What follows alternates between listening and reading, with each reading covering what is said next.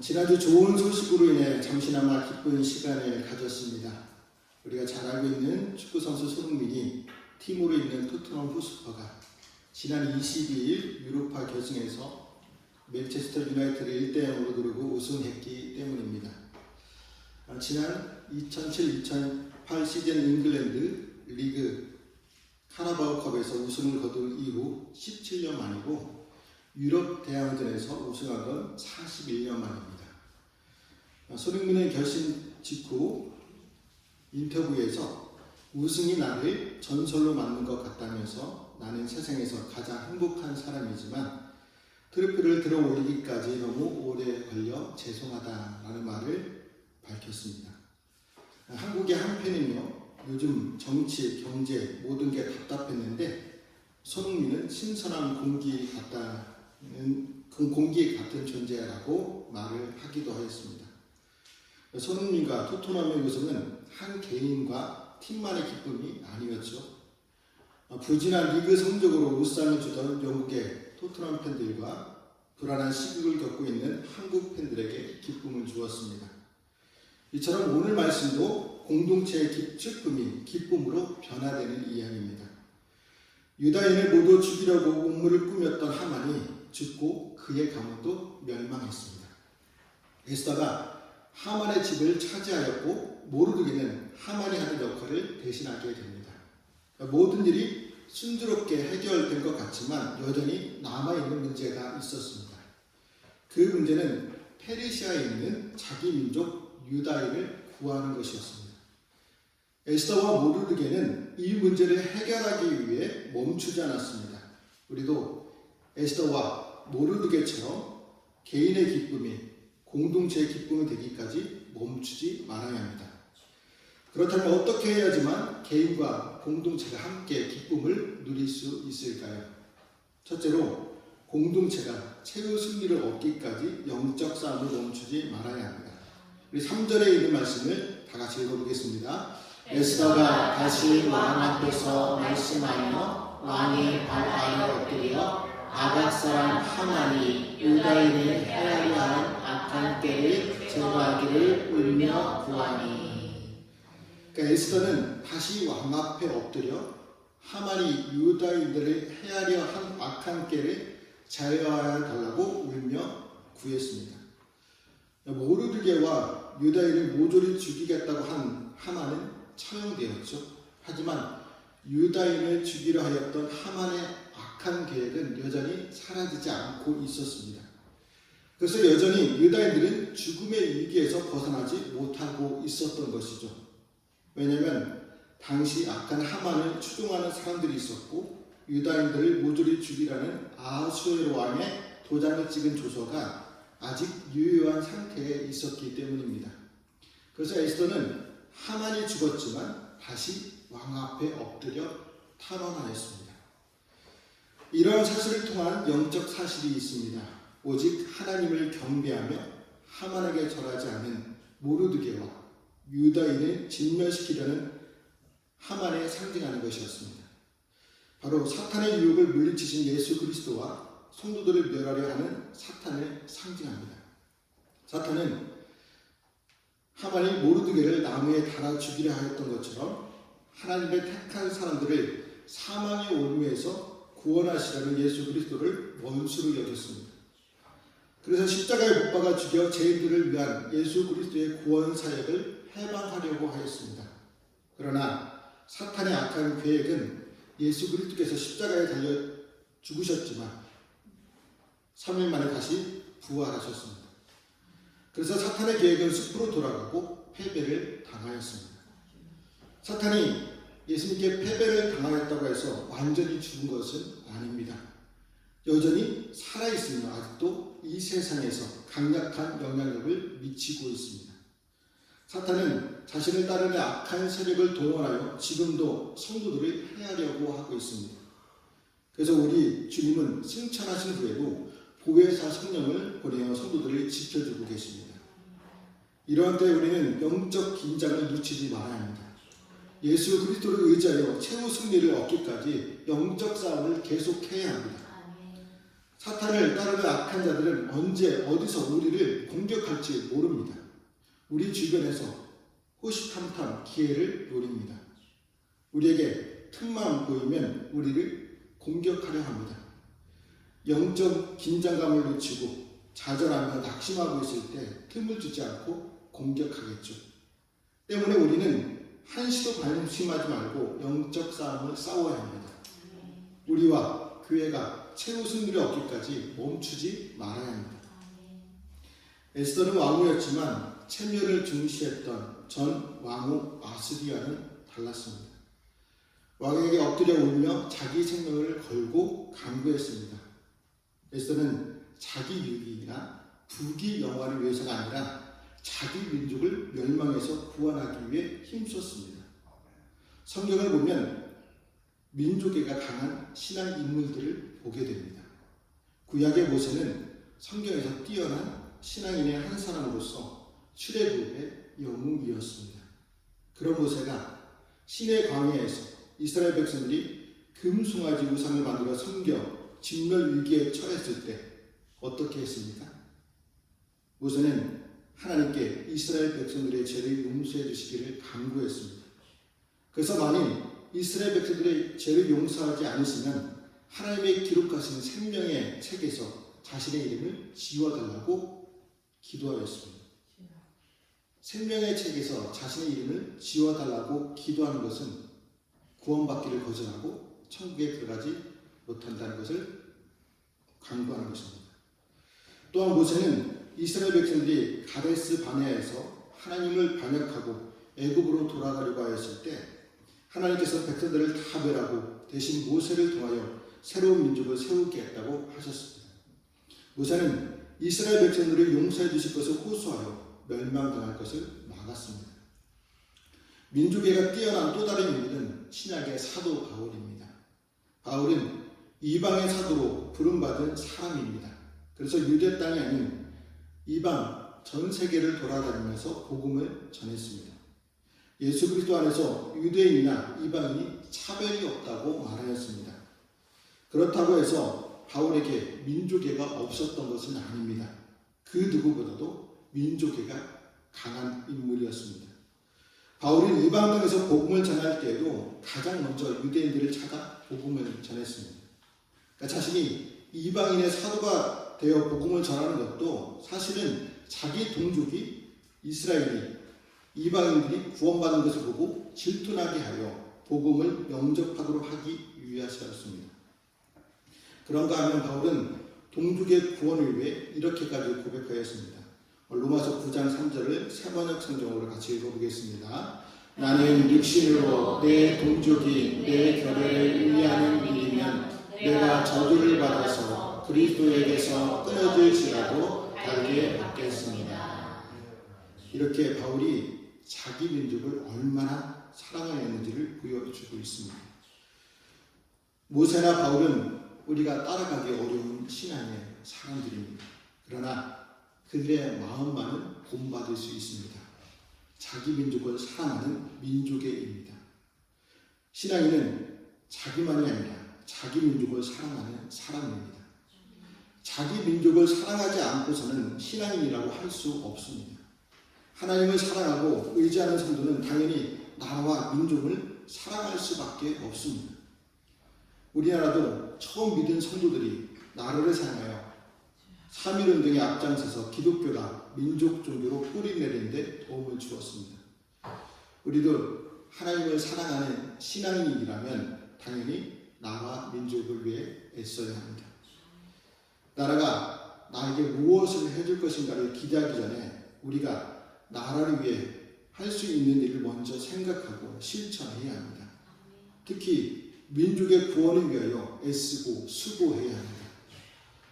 우리 나라와 민족의 구원을 위해 기도하며 복음을 전할 때 하나님께서 구원의 역사를 반드시 이루어 주실 줄 믿습니다. 공동체가 최고 승리를 얻기까지 영적 싸움을 멈추지 마시기를 축복합니다. 둘째로 모이기를 힘쓸 때 공동체와 함께 기쁨을 누릴 수 있습니다. 우리 11절 상반절 말씀을 같이 읽어보겠습니다. 조서에는 왕이 여러 고을에 있는 유다인에게 허락하여 그들이 함께 모여 스스로 생명을 보호하여. 모르드게가 써서 보낸 조서에는 가장 먼저 여러 고을에 있는 유대인들에게 함께 모여 스스로 생명을 보호하라고 하였습니다. 왜 이런 말을 하였을까요? 함께 모여 있어야지만 살 수 있기 때문입니다. 하만의 조상 아말렉 사람들이 어떤 사람이었는지를 알면 모르드게가 이렇게 말한 이유를 알 수 있습니다. 우리 신명기 25장 18절 말씀도 같이 읽어보겠습니다. 곧 그들이 너를 길에서 만나 내가 피곤할 때에 내 뒤에 떨어진 약한 자들을 쳤고 하나님을 두려워하지 아니하였느니라. 말씀에서 보시는 것처럼 아말렉은 아주 비열한 사람들이었습니다. 그러니까 전쟁을 하더라도 전면전을 하지 않고 게릴라전만 하였습니다. 그 게릴라전도 비열한 방법으로 사람들을 공격했던 것이죠. 마치 맹수 중에 하이나와 같이 무리에서 떨어진 사람들만 공격하였습니다. 만일 사람들이 무리에서 떨어지지 않았다면 아말렉 사람들은 쉽게 치지 못하였을 것입니다. 마찬가지로 유다인들도 함께 한다면 자신들을 공격하는 적들이 쉽게 치지 못하겠죠. 그래서 모르드게는 왕의 이름으로 조서를 쓰면서 유대인들이 함께 모이도록 명령하였습니다.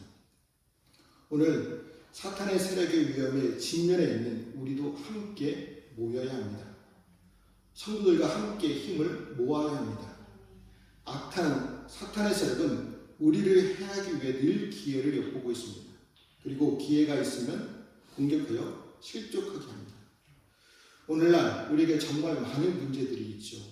정치, 경제, 사회적인 문제도 있고 가정의 문제, 인간관계의 문제, 건강의 문제들도 있습니다. 이런 문제들은 사탄이 우리를 실족하게 하는 요소들입니다. 그러나 아무리 사탄의 세력이라고 하도 하나님의 사람들이 함께하면 공격할 수 없습니다. 사탄은 우리 중에 누가 이러한 저러한 이유로 성도들과 하나 되지 못하고 외톨이로 떨어져 나올 때 주저없이 공격합니다.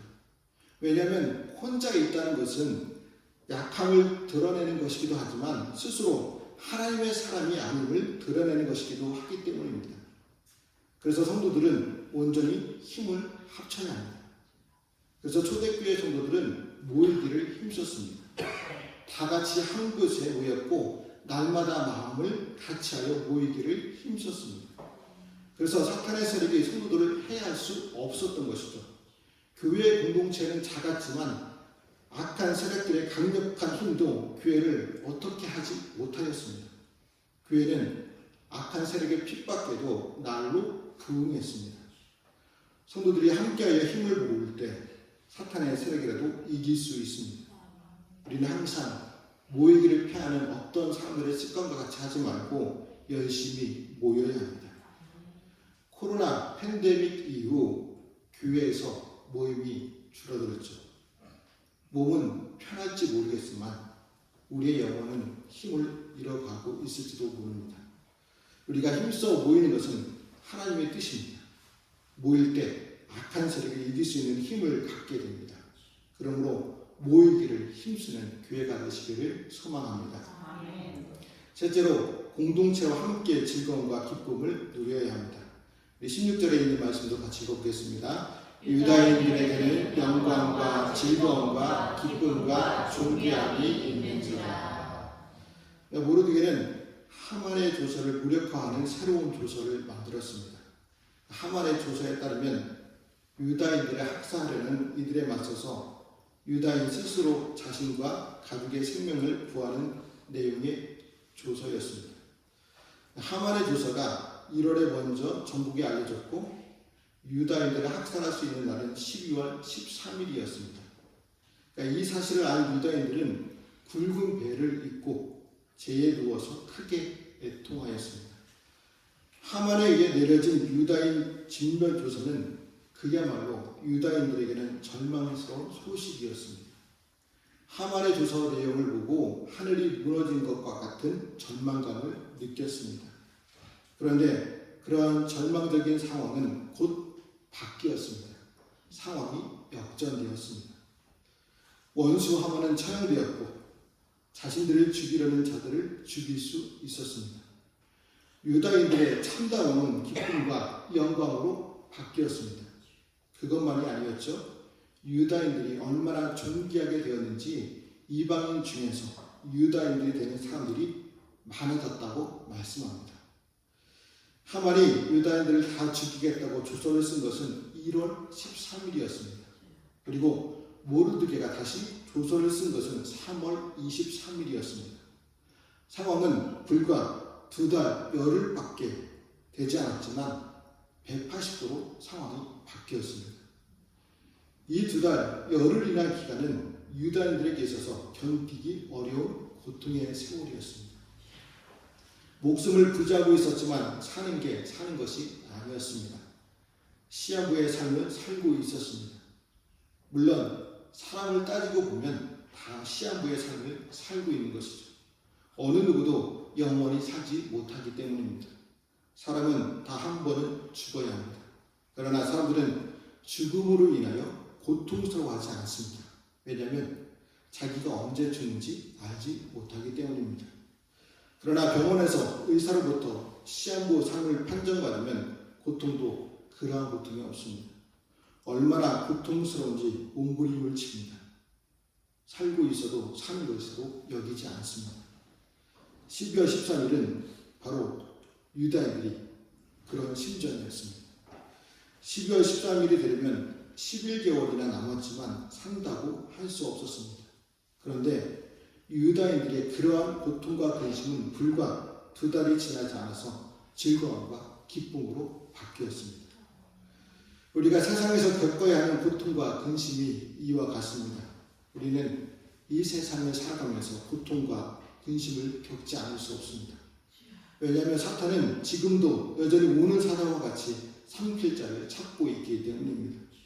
동방의 의인이었던 욥도 사탄 때문에 하나님께 시험을 받아 자기 생애를 저주할 정도로 고통스러운 삶을 살았습니다. 그와 같이 우리 모두도 언제든지 고통과 근심에 처해질 수 있습니다. 사실 어떻게 보면 우리 성도들의 삶 자체는 고통과 근심의 연속이라 할 수 있습니다. 우리가 세상에서 하나님의 말씀에 따라 살아가고자 한다면 고통과 근심을 만나게 됩니다. 하지만 그러한 고통은 오래가지 않습니다.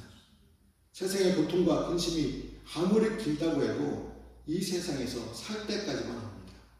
그 기간은 영원에 비하면 순간에도 미치지 못합니다. 우리는 이 세상을 벗어나는 순간 하나님 나라에서 주님과 더불어 영원히 즐거움과 기쁨과 영광을 누리게 됩니다. 그래서 주님은 요한복음 16장 22절에서 이렇게 말씀하셨습니다. 같이 읽어보시겠습니다. 지금은 너희가 근심하나 내가 다시 너희를 보리니 너희의 마음이 기쁠 것이요 너희의 말씀을 빼앗을 자가 없으리라. 아멘. 우리가 비록 세상에서 근심할 수 있습니다.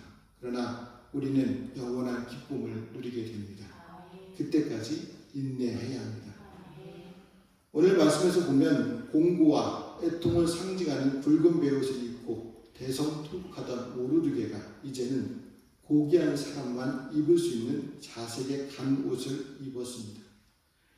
애통의 옷이 기쁨의 옷으로 변화되었습니다. 삶이 역전되었습니다. 모르드게뿐만 아니라 성경에 나오는 인물들이 역전을 경험하였습니다. 노예로 끌려갔던 요셉, 목동이었던 다윗, 기생의 아들이었던 사사입다, 포로로 끌려갔던 다니엘, 거짓 나사로, 예수님의 제자들까지 모두 역전의 주인공들이 되었습니다. 이들은 슬픔이 변하여 기쁨이 되었습니다. 우리도 삶을 살면서 하나님께서 슬픔의 옷을 기쁨의 옷으로 바꿔주신 일을 경험하기도 합니다. 병에서 치유받고 물질의 복을 받고 망하던 가업과 사업이 회생하기도 합니다. 하나님께서 우리의 삶을 슬픔에서 기쁨으로 바꿔주신 것은 우리를 사랑하시고 천국의 삶이 이런 것이다 미리 알려주기 위해서입니다. 그래서 사도 바울은 성도들이 형제에 당하는 고난은 장차 우리에게 나타난 영광과 비교할 수 없다라고 말하였습니다. 우리는 그날 지금 모든 고통과 근심을 잊고 기뻐하며 즐거워하게 됩니다. 이것이 우리의 소망입니다. 이 소망을 붙잡고 세상의 고난을 이겨내시기를 바랍니다. 그리고 이 소망을 전해 공동체와 함께 즐거움과 기쁨과 영광을 누리시기를 축복합니다. 오늘 말씀에서 에스더와 모르드게는 자신들만 왕후와 총리가 된 것으로 만족하지 않고 자기 민족 유다인들을 살리기 위해 애썼습니다. 그때 하나님의 도우심으로 유다 민족과 함께 구원의 기쁨을 누릴 수 있었습니다. 우리도 자신만 구원의 기쁨을 누리지 말고 공동체와 함께 기쁨을 누려야 합니다. 그 기쁨은 그냥 누릴 수는 없는 것이죠. 공동체를 위해 눈물로 기도하며 소망이 이루어질 때까지 인내해야 합니다. 슬픔의 날이 기쁨의 날이 되기까지 하루하루 인내로 기도하며 공동체와 함께 구원의 기쁨을 누리는 저와 성도들의 삶이 되시기를 주님의 이름으로 말씀드립니다. 기도하시겠습니다.